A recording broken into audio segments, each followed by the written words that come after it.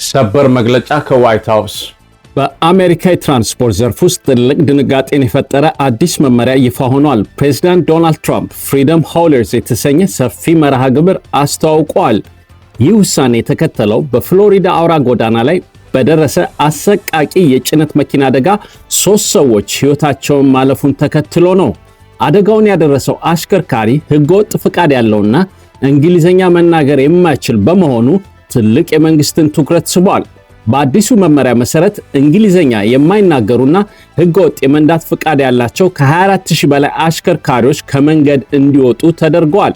ከ28000 በላይ የንግድ መንዳት ፈቃዶችም CDL ተሰርዘዋል።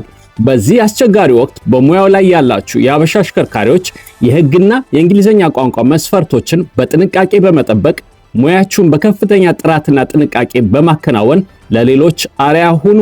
መንግስት እነዚህን አሽከርካሪዎች በከፍተኛ ልምድ ባላቸው አሜሪካውያን የቀድሞ ወታደሮች ቬተራንስ ለመተካት እየሰራ ነው። ለበለጠ አውቶሞቲቭ መረጃና ዜናዎች ሞተር ኢትዮጵያን ፎሎ ማድረግ እንዳትረሱ።